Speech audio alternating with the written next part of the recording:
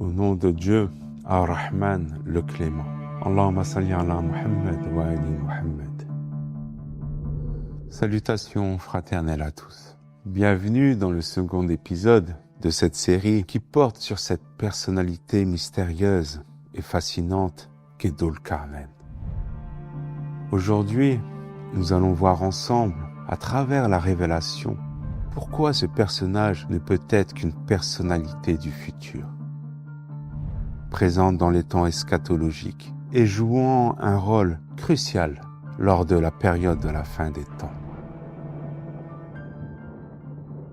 Tout d'abord, son histoire qui n'est présente que dans une seule sourate du noble Coran, une sourate qui ne parle que d'eschatologie. Je vous parle bien sûr de la sourate La Caverne. C'est un premier argument qui nous fait dire que Dhul Qarnayn est une personnalité du futur. Mais il y a beaucoup d'autres arguments confirmant cela. Tout d'abord, son histoire. Son histoire est l'histoire qui vient clôturer la sourate La Caverne, comme elle viendra clôturer l'histoire de notre humanité. De plus, dans cette histoire, Dieu nous montre que Dhul Qarnayn est présent à l'époque de Gog et Magog.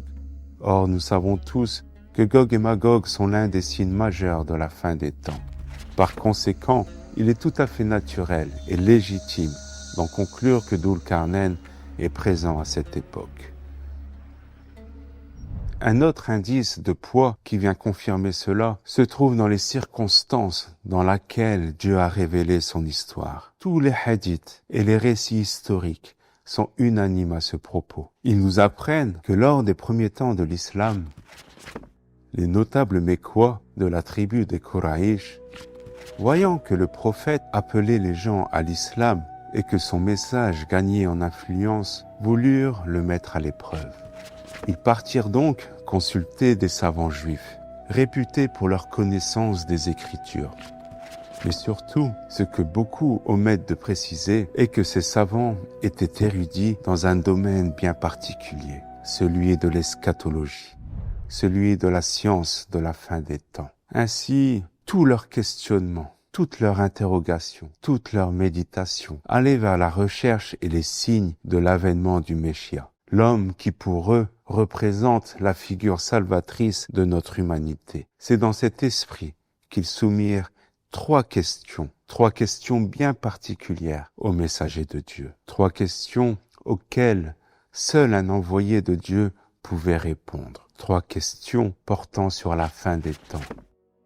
Leur première interrogation, leur premier questionnement portait sur qui sont les gens de la caverne. Et c'est ainsi que Dieu révéla la première histoire de la sourate La Caverne. Un récit que nous développerons ultérieurement dans le cadre de cette série sur l'eschatologie. Mais pour ceux qui ne comprennent pas le lien entre les gens de la caverne et l'eschatologie, je préciserai simplement une chose importante qui vient confirmer ce lien.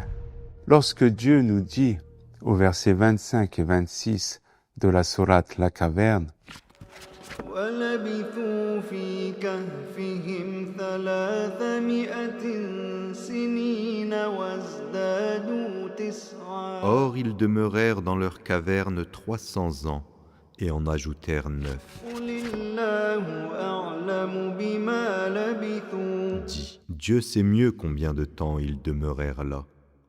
le premier verset, le verset 25, concerne la première sortie des gens de la caverne, c'est-à-dire le moment où ils se sont réveillés, 309 ans après leur entrée dans la caverne, et qu'une partie d'entre eux est sortie chercher la nourriture la plus pure. Le second verset, le verset 26, concerne le temps qu'ils sont passés dans la caverne après être revenus de cette première sortie. Un temps que seul Dieu connaît, car ils ne sortiront qu'à la fin des temps, lorsque la cité parfaite sera présente.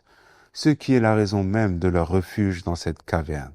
D'où cette question et cette interrogation des savants juifs auprès du noble messager de Dieu.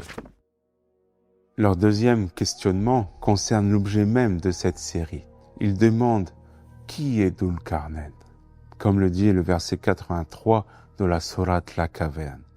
Et il t'interroge sur Dhul-Qarnayn, dit, je vais vous en citer un dhikr.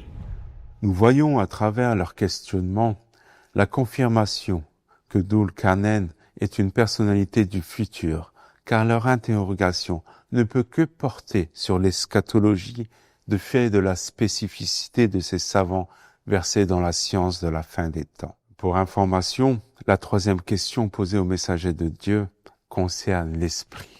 ويسألونك عن الروح Et il t'interroge au sujet de l'esprit, dit, قل الروح من أمر ربي وما أوتيتم من العلم إلا قليلا. l'esprit provient d'un décret de mon Seigneur, et on ne vous a donné que peu de connaissances. Car c'est à la fin des temps que l'esprit prend tout son sens et ne se manifestera pleinement. Un sujet d'une extrême importance que nous aborderons bien plus tard. Nous voyons ainsi, par ces trois questions, qui sont les gens de la caverne, qui est Dhul-Qarnayn, qu'est-ce que l'esprit, que ces trois sujets sont intimement liés à l'eschatologie. Pour finir, dans l'histoire de Dhul-Qarnayn, Dieu nous révèle sa spécificité. Et cette spécificité ne peut être attribuée qu'à une personnalité de la fin des temps. En effet, dans le verset 84 de la sourate La Caverne, Dieu nous dit à propos de Dhul-Qarnayn, إنا مكنا له في الأرض وآتيناه من كل شيء سببا. Vraiment, nous avons affermi sa puissance sur terre, et nous lui avons donné le sabab de toutes choses. Dieu nous montre par ce verset que Dhul-Qarnayn se trouve à la fin de la causalité, et donc dans la finalité. C'est dans ce sens qu'il ne peut être qu'une personnalité du futur. Bien sûr, nous reviendrons plus amplement sur ce verset qui nous ouvre les portes et la vision de Dhul-Qarnayn, un nom rempli de mystères et de significations multiples. C'est ce que nous verrons dans notre prochain épisode. Que la paix de Dieu soit avec vous et je vous dis à très bientôt.